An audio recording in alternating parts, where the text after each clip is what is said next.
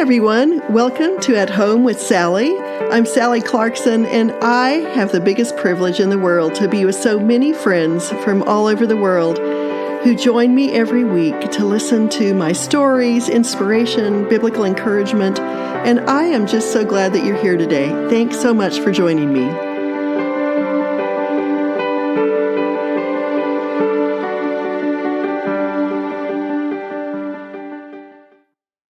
Hello, my sweet friends. This is the day after Christmas, and I just am thinking about all of you. As I mentioned on my post today on Instagram and Facebook and my blog post, I don't know about you, but I'm kind of having to ease in to what is going to be normal life for the next few weeks. I think that sometimes when I was much younger, I would look at all the mess and the wrapping papers and the things that had not found new homes yet, the presents and thank you notes that needed to be done, and the food, either we were out of food or too many cookie crumbles, this and that, whatever it was.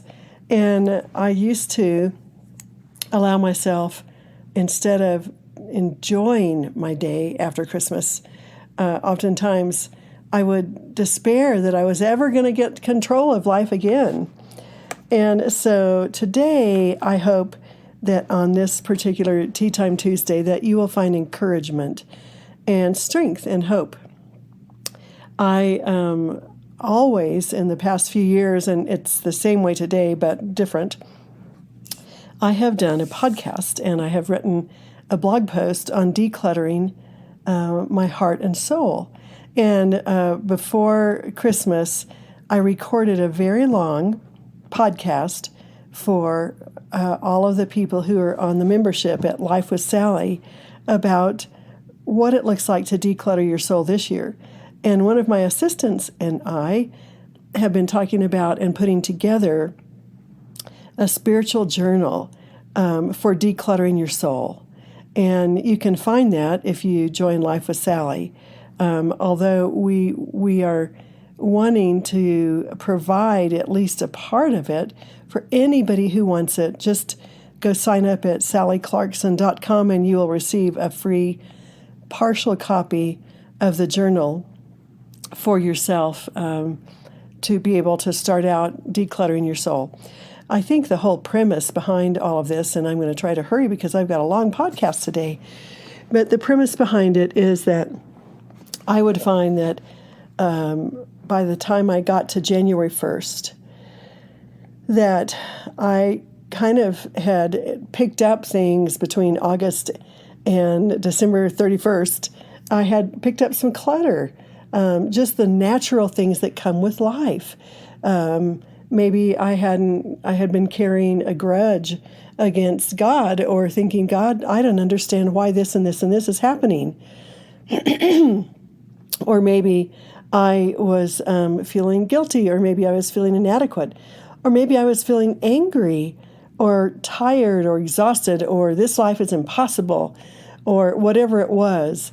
And I feel like now, kind of something I want to say today as we go into this whole podcast that I've developed for you, I think that sometimes, and isn't it like this with our children? Sometimes when our children are exhausted and we say no to them for a very good reason, they just fall apart and have a little tantrum. And I think that what I've realized is that God has been such a good father in my life that he knows that when he says no, and even if I have a tantrum, that he is planning goodness for me.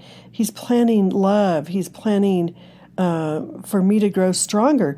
He sees my life way down the line, and he sees what I need in order to be free of the burdens that sometimes I carry in this life. And sometimes that means that I needed to give up my expectations and give up my demands for God performing his will my way. And I had to submit to him and say, yes, sir, whatever, you are my Lord, you're my King. And so I'm going to talk about that just the tiniest bit today. But as I look at the lives of my children, and they are all adults carrying big burdens, from finances to work to life decisions to relationships to all the things that you are carrying. And so I realize that how important it's been that as God provided a road for my life through difficulties, storms, blessings, great relationships, difficult relationships, times of illness, times of refreshment, that I needed to live my story faithfully, diligently, hardworkingly, if that's possible, in such a way so that my children would know how to take the same steps in a chaotic world. And so I'm going to read, it's a funny thing, but it just came to my mind. And my precious, wonderful Sarah Clarkson, who doesn't know that I'm doing this today, wrote a post a few years ago, and she called it "To Sally, the Valiant and Beloved." Do you know how amazing it is to have one of your children call you valiant and beloved when you look back and think, I struggled a lot. But for her to have seen that part is just so wonderful. And the context of the beginning of this is that many years ago, not many years ago now, about 5 years ago, I had gone to Oxford. I was going to help Sarah with her sweet baby to be born, Lillian, who is now almost 6. And we expected all things to be well. Long story short, you can hear the podcast another time. But I did have a very weird and unusual accident where I sliced the cornea of my eye down 3.5 layers and was almost blinded. And so even though I was already in Oxford, I had a choice to make. Do I believe that God is with me? Do I believe that God is here even in this accident? And for some reason, that particular difficulty wasn't as hard for me to deal with as sometimes others have been, because I knew that God did not do that to me. I knew that it was a weird accident, a calamity of errors, and I knew that even though I didn't know what was going to happen, I knew I could trust Him. And so let me just read this today, and hopefully some of what I say will help you to plan how to declutter your soul. Go away someplace quiet where you can be by yourself for a couple of hours. As many people here know, in Colorado Springs, I have a little place that I go at a 5-star hotel called the Broadmoor. I don't stay there. I couldn't afford that. But I get myself a little thermos of something warm to drink, and I take my journal, and I just go pour out my life, my heart, my issues, the things that I need to grow in, the things I need to straighten out.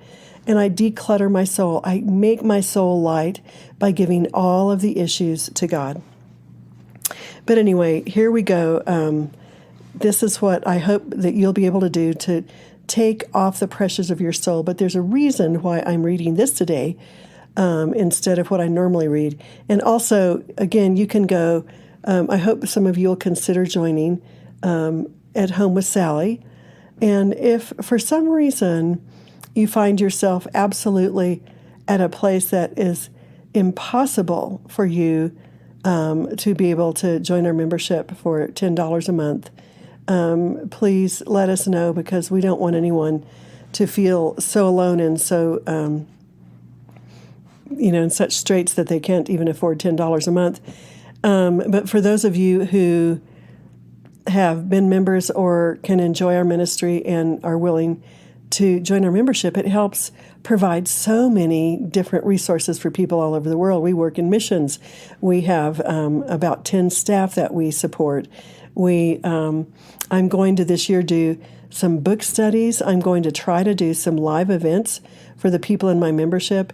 And so our membership goes to help support the ministry, the publishing, the things that we do that do help people all over the world. But we don't want anyone to go without. So write to admin@wholeheart.org if it's impossible for you this month. And maybe at least she can send you a copy of the journal. But we're asking you to be honest with us on this, and only ask if you aren't able to become a part of the membership, because that's the way that we can pay our staff to help us design materials in discipleship for more people. So let's go on from here. Sarah said to Sally, the valiant and beloved, my mom is just about the bravest person I know. 2 months ago, after first making a huge move to England to be with me to help me with Lillian's early days, having also just seen me through Lillian's adventurous, snow-bestormed birth and the stressful early days of nursing, my mom came catastrophically close to permanently injuring her eye. She randomly tripped one evening while carrying a load of dishes, fell straight on her eye, landing her full weight on the sharp corner of an old antique table that was probably filled with germs. The injury was severe. A deep cut, a corneal ulcer, and raging infection grew inside of her eye within days. Since her injury, my mom has lost most of the sight in her right eye. I still don't have total sight in my right eye. And I endured almost constant throbbing pain 12 weeks in a row, countless early morning trips to a London eye hospital, and round-the-clock eye drops that meant weeks of almost no sleep and total inability to read, write, work, or for a while, even watch a movie. Her eyes constantly watered, and pain was there the whole time. You might think that such an avalanche of trial might get her down. Not my mom. I have watched her wrestle through her exhausted every day, still strolling down to bring me a scone and a cup of tea to delight in Lillian's smiles. I've watched her gamely buy sunglasses to wear indoors while determined to keep on cooking us meals and enjoying holding her grandbaby. I've watched her rock back and forth in pain while still managing to keep up a conversation, to laugh, to tell us to light candles and get the music going. I've watched her struggle toward joy in moments of deep discouragement by remembering Scripture, by opening the windows to the Oxford spring air, by listening to music one more time. Her prognosis is unclear, but now her courage, and it's clear and radiant as a diamond. In the midst of it, she hopes, she loves, she trusts that God will be good. My mama is a marvel. I wish I could write more eloquent tribute, but at the moment I have a baby sleeping in my lap, only place she would settle in today, and I'm trying and typing this with one hand because I dare not move and wake this little darling terror. I wrote the piece below years ago, so it will have to do for now. The courage and generosity I glimpsed in my mom in those early days of childhood has become an image of what I hope we'll be able to give Lillian in the years ahead. Here's to you, sweet Mom. So now I'm going to read you another time in my life, but what I have to tell you is that now that I'm looking back on this, I learned along the way, and I'll talk about this in a moment, that a part of what God's will for my life was for me to radically accept the difficulties, the difficult people, the warfare, the challenges, and to learn every day to put my life into God's hands, not to live in disappointment of Him, but to live in trust of Him, to live in praise of Him.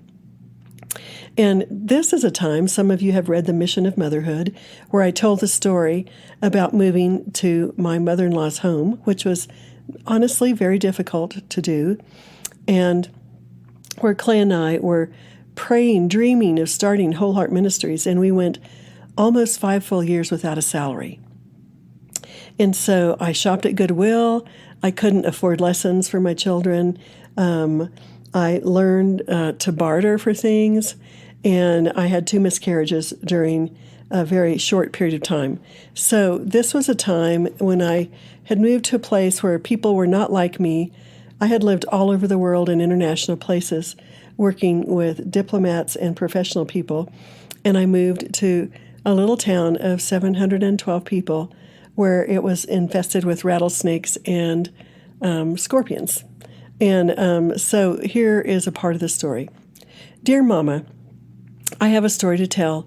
Perhaps you'll think it an odd one for a tribute to your motherhood. A workaday tale it may be, but in my mind, it's a bright, unfading gem. For what you gave me one Texas morning almost 20 years ago remains a grace that forms the bedrock of my heart. Memories don't get much better than that, odd or not, and here goes. I stood with my munchkin nose pressed hard against the back door glass. Outside, the skies tumbled and fought. The rain fell in torrents for the 5th day in a row, and the roar of newborn creeks called to me even through the window panes.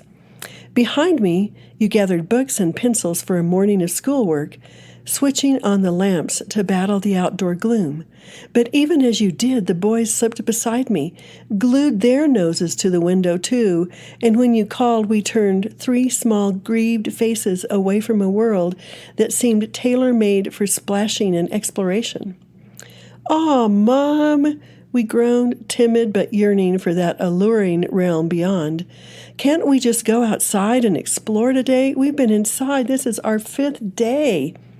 I still remember my startlement at your yes. The way you were silent for a second, took a deep breath, pushed the books aside, and put your hands on your hips. "Okay, everyone, old shoes, old clothes on before you go," you ordered, and we hastened for our gear, grabbing boots and jackets, hearts powdering in elation at this wholly unexpected day that you were giving to us. We were back in 2 minutes, and behold, so were you. A tiny jolt touched my heart at the sight of you, decked in scuffed shoes, old jeans, intent upon joining our expedition. I hadn't expected that. The queen would lead the adventure, a queen who would also wash several loads of muddy clothes, resulting mop up our footprints on the kitchen floor, and defend our bedraggled state to my grandmother when we returned. But I was too little to know all of that it would require. All I knew was that your presence hallowed the adventure, and there was so much we longed to show you. Out we tromped into a world all a whisper, the air tingling with the pouring rain, the sky swift and changeful as the rivulets below. In an ecstasy of abandon, we jumped in every puddle to be had within the first 10 feet, twirled and whooped, ran all out, limbs loose and swinging, to the pasture gate that led to the flooded tank. A tank is like a lake to those of you who've never lived in Texas. A small lake. There the real drama awaited, a real flood down by the giant oak now put us up to waist deep in new-made rivers that we were tromping through. "Come on, Mom!" we screeched above the roar of the water, picking our way through the mud of the old cattle trails, ducking beneath cedar branches and wintered vines. You came, smiling, eyebrows arched in interest at every fossil we pointed out, every yell of false alarm when a branch turned out not to be a snake. You came right into the streams. You splashed with us in the cold, swift water when we eyed the swiftest torrent with daring, hungry eyes. You nodded your permission. In we went right up to our little short waists, fighting against the current in an overjoyed grapple with the joyous fact of the water, with you close beside, grabbing, holding our arms, guiding us through. I remember that for one instant I looked back at you. Already in the current, I turned and sought your face. I was a little in awe that you would let us dare the flood. I was proud that you were there to see us do it. And if I was also a little afraid of the torrent, well, I had you at my back. You caught my eye, and to this day I cannot forget the glint of fun that blazed in your glance. Then the slight nod of reassurance that told me I would never be out of your sight. Then the smile, like a whisper between those who know great camaraderie of adventure. I laughed and dove straight forward into the water.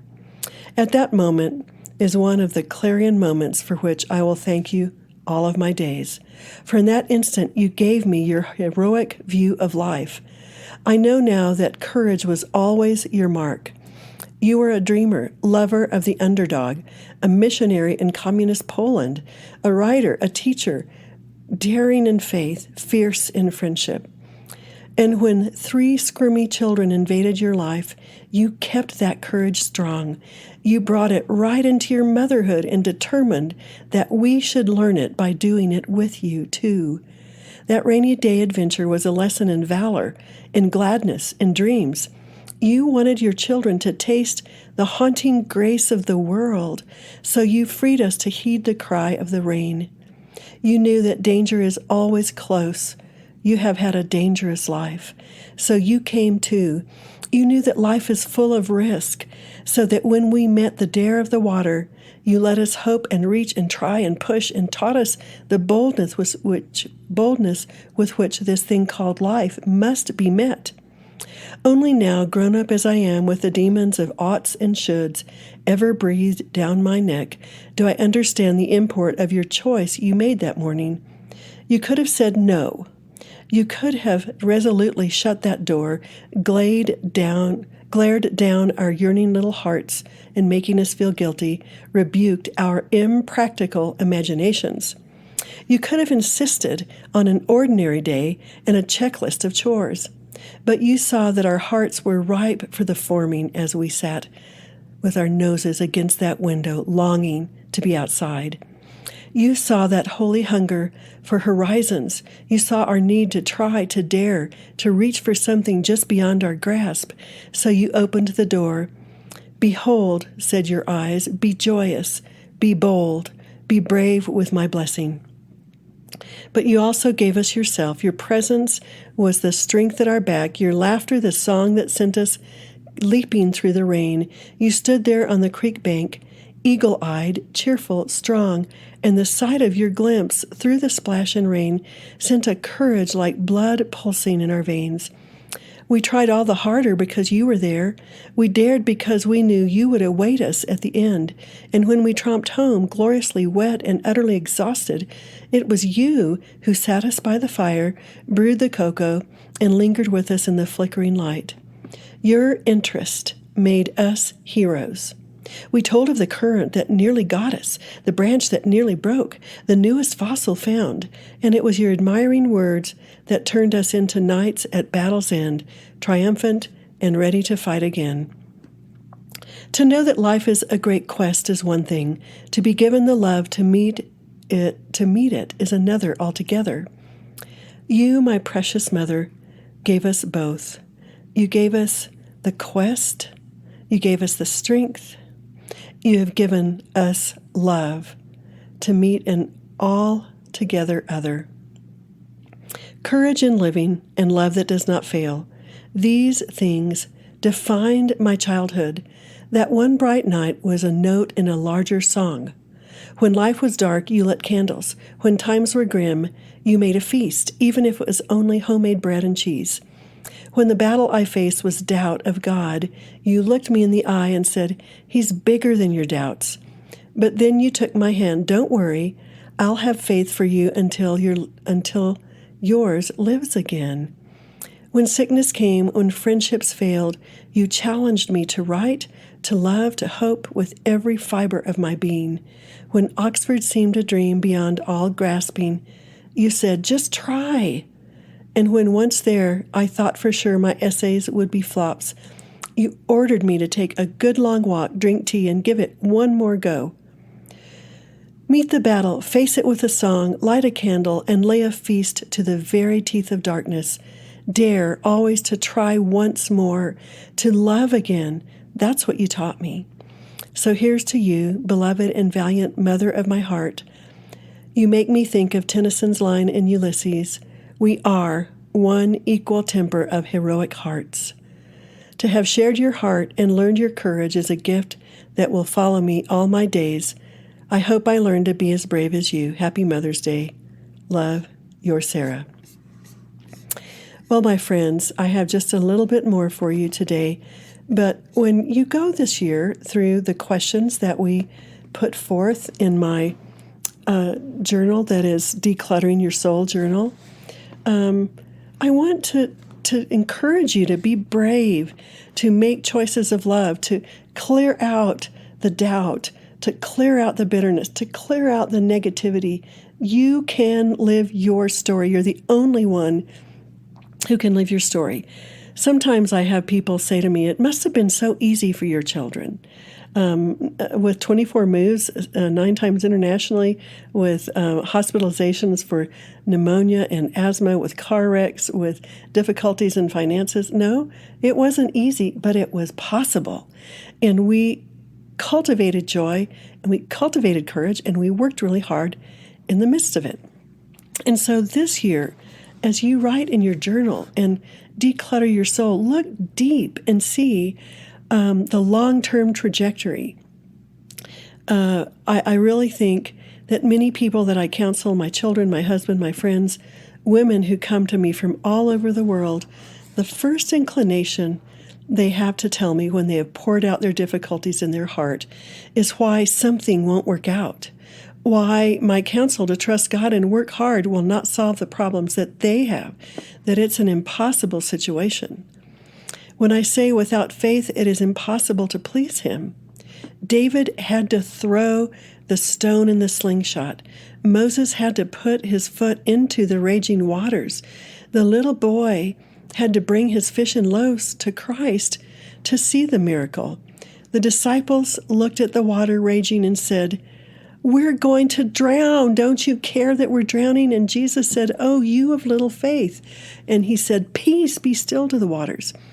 We do not live in a world where we can just order a miracle and it happens right away, because the world is battling for faith. The world is battling over evil and good, and God is still at work behind the scenes.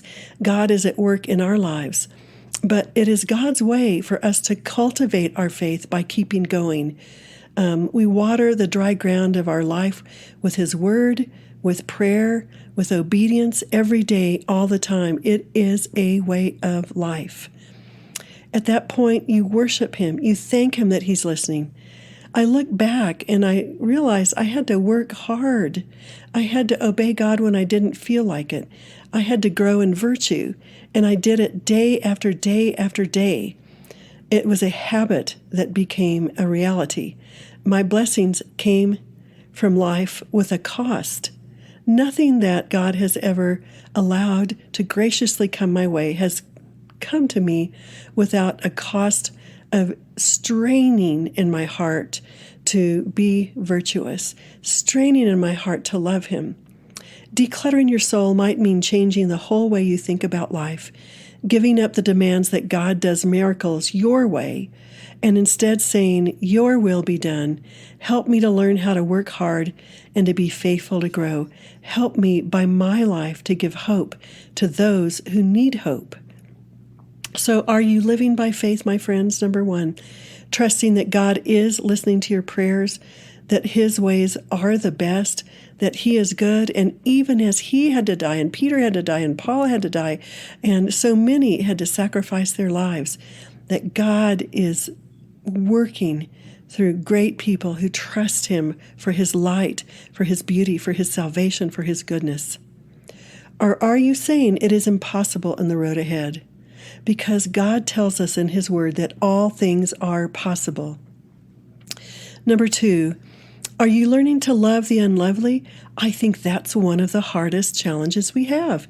There are unlovely, ungodly, chaotic people that come into our lives. And the way that we choose to move beyond bitterness over and over again, the way we choose to love, even in spite of their difficulties, we love because of our devotion to Him. Even if our difficult people never change, can you declutter your soul by trusting God, by accepting the limitations of your story, even if it never changes? The most difficult issues in my life have never changed, but I have made it through. I look back and I think, I made it when I didn't think I would make it. I've grown in areas I needed to grow in to have more compassion for other people. I've gotten stronger. I've gotten more humble. If I just loved my difficult ones when they changed or were perfect, If my story had been, oh, everything turned out better than I thought, my life was a perfect miracle, I would have nothing to say to most people. But if I say, my life has never quit being a challenge or difficult, but I have found more grace and sympathy and kindness along the way that helped me to be able to make it. And I'm still here, and I've seen God be faithful in spite of the difficulties and battles that my family faced. And they are stronger in their faith, in their virtue, because I helped them push through in their storms. I've learned that I have the ability to create more beauty, to bring light to dark places, to bring hope to the hopeless, to bring compassion and sympathy to those who needed to be seen. It was all a part of God's plan to make me more like Christ. And I was a wimp when I started out. I'm still learning how to push through to the ways of heroism.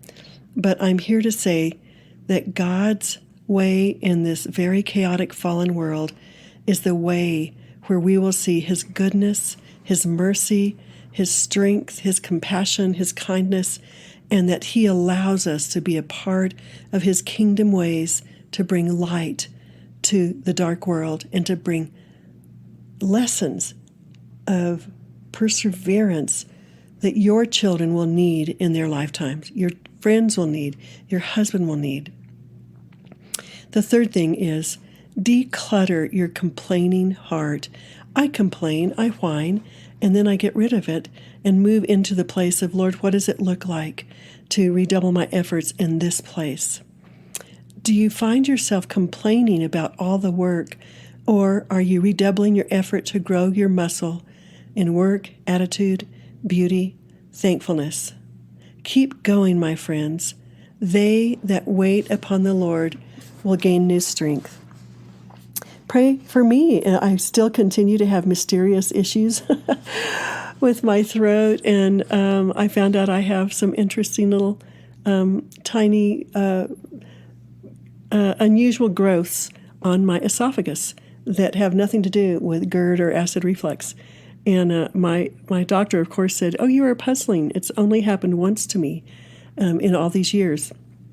And so would you continue to pray for me to have healing? Because I want to be able to have the best voice in the world for my podcast, but I'm already seeing that regardless of what comes about, I am able to manage, I am able to love well, I'm able to learn how to grow in wisdom and studying all of these issues. And God is with me, and I know that He is with you. But anyway, I do hope that what we provide through podcasts, Instagram, books that are coming out this year. I'm working always on new books because books give you a chance to be before God and talk to Him about all the issues that we're thinking through. But I want you to know that your story can have a good ending.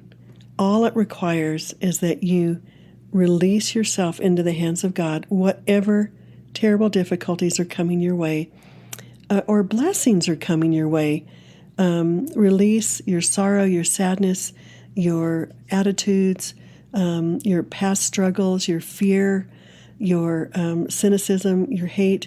Release those, declutter your soul, and go into this new year with the ability to, like a weaned child, resting against God, saying, God, you show me how. You give me courage one day at a time. You give me strength one more day. Give me rest, Lord. And I hope that many of you will feel a sense as you look back on how it was through the power of the Holy Spirit working through your limited but beautiful personality that God changed your world right there, right small where it looks, into a place where holiness, the sacredness of God, was occurring, because that is where He is walking. My friends, I hope that you feel encouraged, and I wish you could be with me right here in my little office. But I just want you to know that I'm praying for you, and I believe that you and your life matter. Dear Heavenly Father, bless and bless and bless these precious ones. Take their burdens, Lord. Help them in spite of, it says that Sarah considered her body as good as dead, and yet she trusted God that he would give her a baby. It was kind of an unusual situation, Lord, because you had already proclaimed that. Abraham went out not knowing where he was going, but he followed you for hundreds of miles through many, many years. Lord, we want to be like Jesus wants us to be. If you love me, obey me. It is in obedience that I have seen doors open. It is in obedience that I have seen my children grow. It is in obedience that I have become less selfish. Help us, Lord, to be willing to say, not my will, but yours be done, that we might experience the grace, the beauty, the goodness. Bless my precious friends to experience your love, your comfort, your goodness this year. Give them support systems, give them friends, give them the word they need, I pray. And thank you, Lord, for your faithfulness through all my years. You have been such a wonderful shepherd. I pray in Jesus' name, amen. All right, my friends, here we go. We're going into a new year. Be sure to look for lifewithsally.com.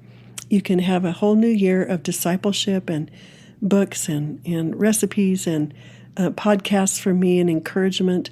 And we're going to give you more journals, more biblical resources. And know that I am praying for you.